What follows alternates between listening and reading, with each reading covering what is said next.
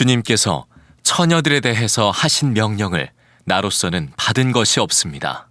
그러나 나는 주님의 자비하심을 힘입어 믿을 만한 사람이 된 사람으로서 의견을 제시합니다. 지금 닥쳐오는 재난 때문에 사람이 현재 상태대로 살아가는 것이 좋다고 나는 생각합니다. 아내에게 매였으면 그에게서 벗어나려고 하지 마십시오. 아내에게서 놓였으면 아내를 얻으려고 하지 마십시오. 그러나 결혼한다고 할지라도 죄를 짓는 것이 아닙니다. 그리고 처녀가 결혼을 하더라도 죄를 짓는 것이 아닙니다. 그러나 그들이 살림살이로 몸이 고달플 것이므로 내가 아껴서 말해주는 것입니다. 형제 자매 여러분, 내가 말하려는 것은 이것입니다. 때가 얼마 남지 않았으니 이제부터는 안에 있는 사람은 없는 사람처럼 하고 우는 사람은 울지 않는 사람처럼 하고 기쁜 사람은 기쁘지 않은 사람처럼 하고 무엇을 산 사람은 그것을 가지고 있지 않는 사람처럼 하고 세상을 이용하는 사람은 그렇게 하지 않는 사람처럼 하도록 하십시오. 이 세상의 형체는 사라집니다. 나는 여러분이 염려 없이 살기를 바랍니다. 결혼하지 않은 남자는 어떻게 하면 주님을 기쁘게 해드릴 수 있을까 하고 주님의 일에 마음을 씁니다. 그러나 결혼한 남자는 어떻게 하면 자기 아내를 기쁘게 할 수 있을까 하고 세상 일에 마음을 쓰게 되므로 마음이 나뉘어 있습니다. 결혼하지 않은 여자나 처녀는 몸과 영을 거룩하게 하려고 주님의 일에 마음을 쓰지만 결혼한 여자는 어떻게 하면 남편을 기쁘게 할 수 있을까 하고 세상 일에 마음을 씁니다. 내가 이 말을 하는 것은 여러분을 유익하게 하려고 그러는 것이지 여러분에게 올가미를 씌우려고 그러는 것이 아닙니다. 오히려 여러분이 품위 있게 살면서 마음에 헛갈림이 없이 오직 주님만을 섬기게 하려는 것입니다. 오늘 예배하는 여러분 있는 그곳에 주님은 어려움보다도 훨씬 더 큰 은혜로 역사하고 계십니다. 여러분, 우리가 다시 모이기를 간절히 기도하지만 꼭 다시 모이기만을 위해서 기도하지 않아야 하겠습니다. 지금 하나님께서 우리에게 무엇을 원하시는가? 주님, 제가 뭘 하기를 원하시나요? 우리가 지금 해야 될 기도입니다. 주님은 지금도 우리와 함께 계시고 그리고 지금 우리가 겪는 이 어려움보다도 훨씬 더 크신 분이십니다. 주님은 우리에게 어떤 유익을 주시기를 원하십니다. 우리가 정말 억울한 것은 고생만 했지 어려움만 겪었지 아무런 유익을 누리지 못하고 이 때가 지나가 버리는 것입니다. 우리가 정말 하나님께 기도하고 그리고 주님께서 우리에게 뭘 하기를 원하시는지를 정확히 붙잡게 되기를 원합니다. 고린도전서 7장에서 사도 바울이 고린도 교인들에게 결혼해야 되느냐 독신으로 살아야 되느냐 하는 문제에 대해서 상담을 해주고 있습니다. 사도 바울은 결혼하는 것도 좋다. 그건 성경이 일관되게 말하는 거죠. 그러나 독신으로 사는 것은 더 좋다고 말씀을 합니다. 그리고 사도 바울 자신이 독신으로 살고 있다고 말합니다. 사도 바울이 이렇게 말하는 것은 고린도 교회가 큰 환난 가운데 핍박을 받고 있는 상황에 있었기 때문에 그렇습니다. 26절에 이렇게 말합니다. 지금 닥쳐오는 재난 때문에 사람이 현재 상태대로 살아가는 것이 좋다고 나는 생각합니다. 지금 고린도 교회에 큰 환난이 핍박이 임했습니다. 사도 바울은 지금 결혼이 좋으냐 독신이 좋으냐 결혼이 하나님의 뜻이냐 독신으로 사는 게 하나님의 뜻이냐 하는 문제에 대해서 말씀하고 있는 게 아니라는 겁니다. 지금은 큰 환난이 임했고 또 주님이 다시 오실 날이 더 가까워졌다고 그래서 우리가 주님을 기쁘시게 하는 일을 위해서 오직 마음을 주님께 기울여야 할 때라고 말씀하고 있는 겁니다. 29절에 형제 자매 여러분, 내가 말하려는 것은 이것입니다. 때가 얼마 남지 않았으니. 여러분 중에 때가 얼마 남지 않았으리라는 이 구절이 마음에 특별히 와닿지 않는 분 또는 비웃는 분도 있을 수 있겠습니다. 왜냐하면 이것은 2000년 전에 기록된 성경입니다. 그때도 때가 얼마 남지 않았다는 겁니다. 그런데 지금 2000년이 지나서 지금도 여전히 때가 얼마 남지 않았다니 이 말씀이 무슨 설득력이 있겠는가 그런 생각할 수 있겠죠. 초대교회 때부터 벌써 그런 생각하는 사람이 있었습니다. 그래서 베드로 사도가 베드로후서 3장에서 그 대답을 하고 있습니다. 베드로후서 3장 8절부터입니다. 사랑하는 자들아, 주께는 하루가 1000년 같고 1000년이 하루 같다는 이 한 가지를 잊지 말라. 주의 약속은 어떤 이들이 더디다고 생각하는 것 같이 더딘 것이 아니라 오직 주께는 너희를 대하여 오래 참으사 아무도 멸망하지 아니하고 다 회개하기에 이르기를 원하시느니라. 우리 주님 하나님의 뜻은 우리를 심판하는 것이 아니었다는 겁니다. 그러면 벌써 심판하셨죠. 하나님의 뜻은 우리가 다 회개하여 구원받기를 원하시는 겁니다. 그래서 하나님이 자꾸 심판을 뒤로 미루시는 거라는 거죠. 저도 여러분도 하나님께서 이렇게 다 구원받기를 기다려 주셨기에 우리가 이렇게 구원받은 겁니다. 우리가 사랑하는 가족들, 우리가 위해서 기도하는 전도 대상자들, 그들을 위해서 하나님의 심판의 때를 뒤로 미루고 계신 거죠. 그러면 언제 끝이 오는 겁니까? 구원받을 자와 구원 못 받을 자가 분명히 갈라질 때입니다. 구원 못 받을 자들은 어떤 사람들입니까? 회개할 가능성이 없는 겁니다. 하나님이 기다리시는 것은 죄인이라도 회개하기를 기다리시는 거죠. 그래서 죄가 아니라고 주장하는 사람들, 성경에 분명히 죄라고 말했는데 그건 죄가 아니라고 주장하는 일들이 일어나는 것이 두려운 겁니다. 더 이상 회개할 가능성이 없어졌다. 그게 끝인 거죠. 그리고 여러분, 내일 주님이 오시든 2000년 뒤에 주님이 오시든 그게 사실 무슨 상관이 있습니까? 이 세상 역사는 끝이고 그리고 주님이 오시고 하나님의 나라가 분명히 임한다면 그날이 내일이든 2000년 뒤에 오는 일이든 우리가 준비해야 되는 것에는 변함이 없는 겁니다. 여러분, 내일 주님이 오신다 그러면 이제부터 바로 살고 2000년 뒤에 오신다 그러면 엉망으로 살 겁니까? 우리에게 있어서 중요한 것은 주님이 지금이라도 오실지라도 우리가 주님을 맞이할 수 있도록 준비되어져야 한다는 거예요. 후회하지 않는 삶, 그런 삶을 살아야 한다는 거죠. 그런 뜻에서 지금 코로나19 확산으로 인하여 우리에게 지금 온 이 혼란스러운 상황, 그리고 지금의 이 어려움이 우리에게 유익할 수 있다는 겁니다. 그것은 우리의 영적인 실상을 지금 점검할 수 있는 거죠. 지금 이 정도 상황에서도 믿음을 잃어버리고 경건한 삶을 유지해서 살지 못한다면 앞으로 더 큰 환난이 오거나 핍박이 오게 될 때는 어떻게 견딜 수 있겠습니까? 어느 목사님은 지금 하나님은 우리 한국교회 성도들에게 예방주사를 놓고 계시다 그런 말씀을 하셨는데 우리가 새겨들을 말이기도 합니다. 하나님은 앞으로 우리가 어떤 시험과 또 핍박이나 환난 같은 상황이 올지라도 예수님 한 분이면 정말 충분합니다. 저는 주님과 동행하고 살고 있습니다.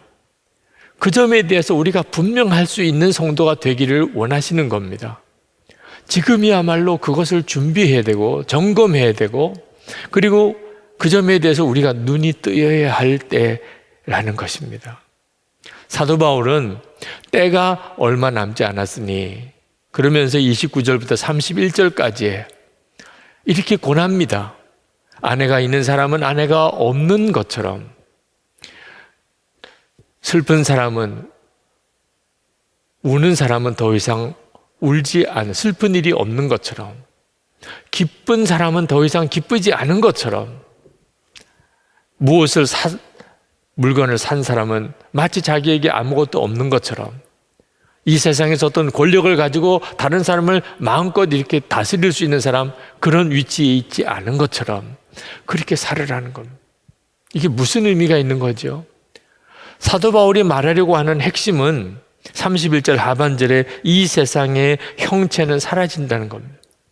우리가 지금 살고 있는 이 세상은 이제 주님이 오실 때가 되면 다 사라진다는 겁니다. 사람이 죽을 때가 되면 그 마음의 소원도 감정도 다 바뀌게 됩니다. 죽음이 눈앞에 오고 나면 모든 게 다 달리 보이는 거죠. 이 세상 마지막 날에도 똑같습니다. 우리가 이 세상 살아가는 동안에 우리에게 중요했던 일들이 참 많습니다. 남편과 아내로서 부부로 살아가는 것. 그러나 마지막 날이 되면 그보다 훨씬 중요한 문제가 있음을 알게 됩니다. 우리가 이 세상에서 슬플 수도 있고 기쁠 수도 있는 일이 많습니다. 그러나 마지막 날이 오면 그 슬프고 기쁜 것보다 훨씬 중요한 문제가 많다는 걸 알게 됩니다. 우리가 뭘 사고 이 세상의 것을 얻는 것은 그 자체가 중요하지요. 그러나 마지막 날이 되면 그건 아무 의미가 없어집니다. 세상에서 성공하는 것, 권세를 잡는 것 다 중요하지요. 마지막 날이 오면 있어도 되고 없어도 되고 해도 되고 안 해도 되는 일이 되고 마는 겁니다. 그때가 되면 그제서야 진짜 중요한 것, 그것이 무엇인지 깨닫게 됩니다. 영혼이 그렇죠. 하나님이 그렇죠. 하나님의 나라가 그렇죠. 대부분의 사람들이 평소에는 관심도 가지지도 않고 신경도 쓰지도 않고 있는 문제들입니다. 그러나 마지막 날이 오면 진짜 영원한 것, 그때만 진짜 중요하게 남는 것. 그래서 하나님을 위해서, 하나님의 나라를 위해서 사는 것 중요하고, 내 육신보다도 영혼을 중요하게 생각하고 준비하는 일이 중요한 것입니다. 나는 죽고 예수로 사는 믿음이, 예수님과 24시간 동행하는 삶이 그렇게 소중한 것입니다. 주님 한 분이면 충분합니다. 이런 확신으로 사는 것이 얼마나 중요한지 모릅니다. 마지막 날 가서야 그것이 그렇게 중요하다는 것을 깨닫는 사람은 사실은 너무나 후회스럽고 비통할 것입니다. 지금부터 그 눈이 뜨여야 하는 겁니다. 이것이 바로 지금 우리에게 주어져 있는 매우 중요한 문제입니다. 사도 바울이 독신으로 사는 것이 더 좋다고 한 것은 고린도 교회 교인들이 환난 날에 염려 없이 살게 하고 싶어서 그랬습니다. 32절에 그렇게 말씀했습니다. 사실 결혼한 사람은 핍박의 때가 오면 배우자 신경 써야 되고 자녀들 신경 써야 되고, 그러니 마음이 갈릴 수 있다는 겁니다. 그러나 독신자는 그런 환난과 핍박의 때가 왔을 때 그는 어떻게 하면 주님을 기쁘시게 할 수 있을까? 주님의 일에만 마음을 쓸 수 있을 것입니다. 이 말씀은 결혼은 부담스러운 일이다, 결혼은 염려만 많다, 결혼은 귀찮은 일이 많다, 그런 말씀을 하고 있는 게 아닙니다. 독신으로 살면 마음이 편안하다, 독신으로 살면 걱정할 게 없다, 독신으로 살면 마음대로 살 수 있다, 그런 뜻으로 하시는 말씀도 아닙니다. 만약에 그것 때문에 독신으로 살려고 한다면 그는 이기적이고, 그리고 정말 자기 중심 개인주의적인 사람일 것입니다. 절대로 하나님의 뜻일 수 없는 겁니다.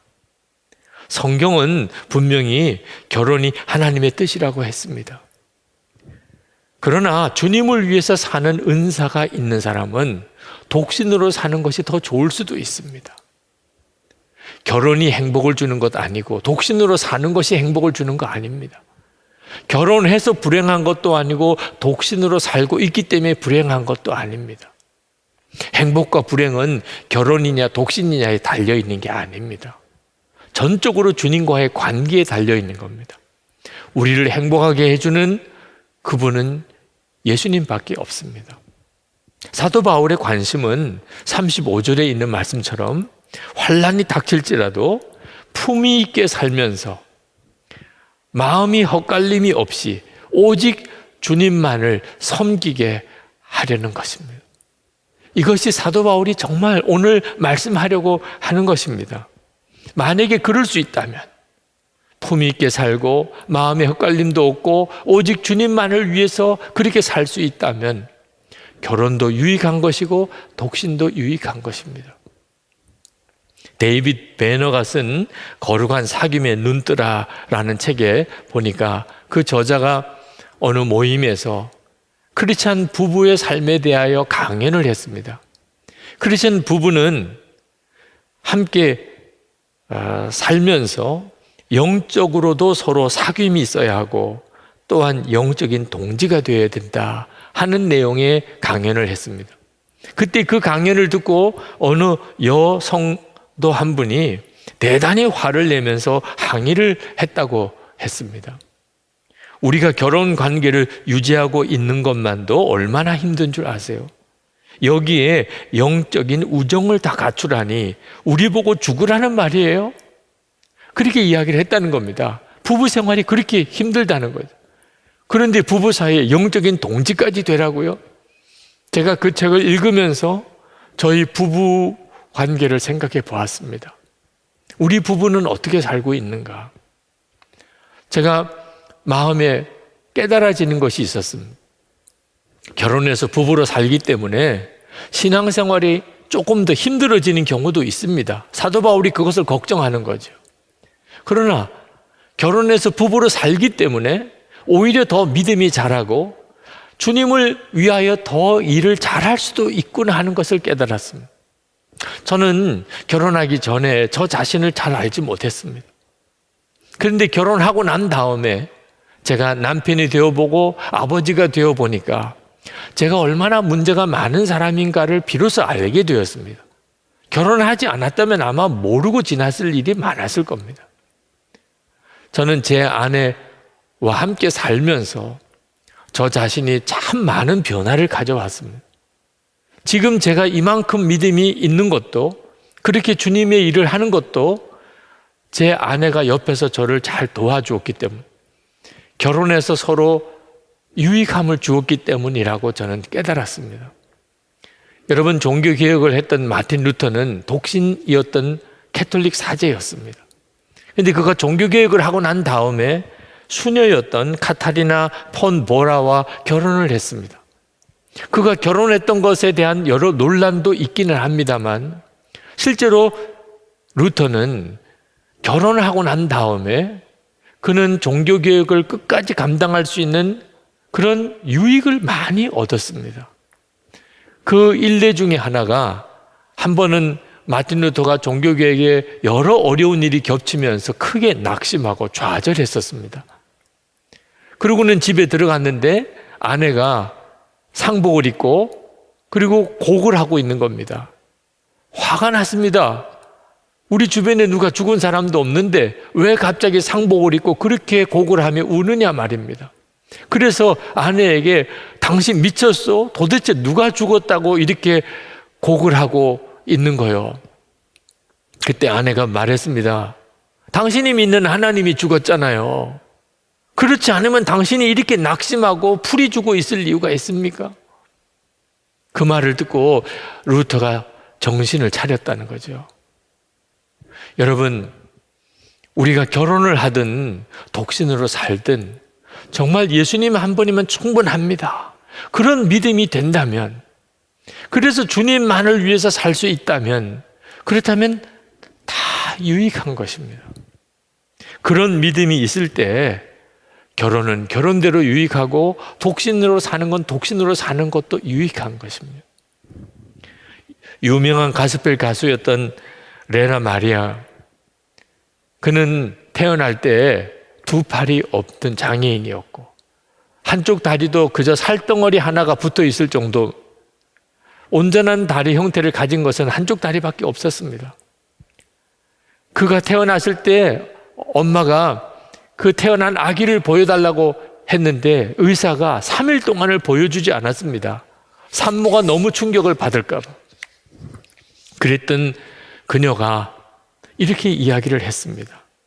만약에 누군가 나에게 예수님이 부활하셨고 지금 살아계시다는 증거를 대라고 한다면 나는 내 약한 육신과 날마다 주님을 찬양하는 나의 입술을 보여줄 것입니다. 누가 예수님이 믿어지지 않는다, 예수님의 부활도 그분이 지금도 살아계시다는 것도 나는 믿을 수가 없다고 하면 자기에게 보내달라는 거예요. 내 이 연약한 육신을 보여주고 그리고 내가 주님을 찬양하는 그런 찬양을 들려주는, 부인할 수 없는 증거, 예수님이 지금도 살아계신다, 부인할 수 없는 증거라는 거예요. 예수님을 정말 바라보고 예수님 한 분이면 충분한 믿음을 가졌기에 이 세상에서 가장 불행할 수밖에 없는 것 같은 그 여인이 세상에서 가장 행복한 삶을 살고 있다는 것입니다. 여러분, 아직도 영생이 믿어지지 않는 사람이 있습니까? 가나안 농군학교를 세웠던 고 김영기 장로님이 그런 말씀하셨습니다. 탄생은 또 하는데 어째서 중생도 영생도 믿을 수 없다고 하느냐. 여러분, 우리는 계속 한 사람이 태어나는 것을 보잖아요. 그게 얼마나 놀라운 일입니까? 그 이전까지는 전혀 존재하지 않았던 어떤 사람이 태어나는 겁니다. 아무것도 없었던 것에서부터 한 존재가 태어나는 거예요. 이것도 우리가 보고 있다면 그 사람이 중생하고 그 사람이 영생하게 되는 것을 어찌 믿을 수 없다고 하느냐 말입니다. 예수님을 믿는다는 것은 정말 놀라운 일입니다. 진짜 예수님 한 분이면 충분한 거예요. 우리가 예수님을 믿어도 정말 이렇게 믿을 수 있어야 하는 겁니다. 이렇게 예수님이 믿어지면 그러면 그 사람이 결혼을 하든 독신으로 살든 그는 더 이상 자기 자신을 위해서 살지 않게 됩니다. 주님을 위해서 살게 되고 다른 사람, 이웃을 위해서 살게 됩니다. 예수님 한 분이면 충분하니까요. 선교사 출신인 어느 목사님이 그 파송교회에서 한국에 개척교회를 세워주시겠다고 하는 바람에 한국으로 들어오시게 됐습니다. 그런데 약속한 교회에서 그 약속을 제대로 지켜주지를 못해서 교회를 개척해야 되는데 아무런 도움도 없이 그렇게 교회를 세워야만 하게 되었습니다. 3개월 동안을 고생을 하다가 교회 설립을 앞두고 복음학교를 들어가게 되었습니다. 그 복음학교 자매 간사와 인터뷰를 했습니다. 그 자매 간사가 전화로 질문을 하더래요. 선교사님이시니까 목사님은 예수님 한 분이면 충분하시지요? 그 질문에 자기가 글쎄요 라고 대답을 했다는 거예요. 그러면서 우셨어요. 자기가 선교사로 있을 때는 정말 예수님 한 분이면 충분합니다라고 믿었고 그렇게 설교도 하고 외쳤다는 거예요. 그런데 3개월 동안 집도 없고 그리고 애들 학교도 보내지 못하고 짐도 풀지 못해서 트렁크 끌고 다니고 교회는 섬길 교회는 없고 그렇게 살아보니까 예수님 한 분이면 충분합니까? 라는 질문을 받았을 때 자기도 모르게 글쎄요 라고 대답을 하더라는 거예요. 여러분, 예수님 한 분이면 진짜 충분합니까? 만왕의 왕이시고 온 인류의 구주이시고 그분이 지금 내 안에 오셨는데 그 예수님 믿으면 충분하잖아요. 그런데 그게 진짜 충분합니까? 지금 우리가 정말 점검해야 하는 겁니다. 우리는 지금 결혼을 해야 되냐, 독신으로 살아야 되느냐 하는 문제에서 이점만 분명하다면 예수님 한 분이면 충분하다. 그러면 결혼과 독신의 문제는 그 자체가 큰 문제가 되는 게 아닌 겁니다. 어려운 일이 벌어졌을 때 우리 영적인 실상이 다 드러납니다. 코로나19 확산 문제로 인해서 여러 가지 어려움이 겹치는 지금 교회는 교회대로 개인은 개인대로 영적인 실상이 다 드러납니다. 진짜 예수님 한 분이면 충분했는지, 정말 예수님을 믿고는 살았는지 다 드러납니다. 우리 안에 염려가 있습니다. 어려운 상황 때문에 오는 걸까요? 그렇지 않습니다. 우리 자신 속에 문제가 있는 겁니다. 우리가 예수님을 진짜 믿게 되면, 온 세상보다 크신 주님이 내 안에 계신 것이 정말 믿어지면 어떻게 염려할 수 있겠습니까? 음란의 문제로 요즘 사회적으로 큰 지금 무리가 빚어지고 있습니다. 여러분, 많은 사람이 자기가 성적인 욕망이 너무 강해서, 음란물이 너무 도처에 많아서 음란을 해결하지 못한다고 생각합니다. 그건 스스로 속이고 있는 겁니다. 만약에 부모님이 있다면, 배우자가 있다면, 어린 자녀들이 있다면 그가 음란물을 보겠습니까? 음란물을 보지 않을 수 있는 의지도 능력도 우리에게 이미 있습니다. 스스로가 어쩔 수 없이 음란물을 본다고 스스로 속이고 있는 겁니다. 무엇보다도 우리 안에 주님이 함께 계신 것이 정말 깨달아지고 눈이 뜨인다면 아마 음란물을 돈을 주고 보라고 해도 안 볼 겁니다. 여러분, 지금 현재 여러분이 주님을 바라보지 못하고 있다면, 예수님 한 분이면 충분하다 그런 확신이 없다면, 여러분이 지금 갑자기 앞을 보지 못하는 맹인이 된 것과 같은 심정으로 주님께 눈을 뜨게 해달라고 구하셔야 됩니다. 왜냐하면 이미 여러분 안에 계시기 때문입니다. 눈이 뜨이지 않아서 문제인 거죠. 주님, 제 눈을 열어주세요. 눈을 떠서 주님을 보게 해주세요. 여러분이 진심으로 구하시면 성령께서 여러분들의 눈을 열어주실 것입니다. 이것이 이제부터 우리의 살아가는 삶에 미치는 영향은 엄청날 것입니다. 지금 코로나19 확산으로 인해서 앞으로 많은 어려움이 예상됩니다. 그러나 우리가 이때에 주님을 바라보는 눈이 뜨이고 예수님 한 분이면 충분하다는 확신을 갖게 되면 우리의 삶 속에서는 하나님께서 너무나 놀라운 일을 하실 겁니다. 가정의 회복, 우리의 일터의 회복, 성도들과 교회를 통하여 세상을 변화시키는 일을 하실 것입니다.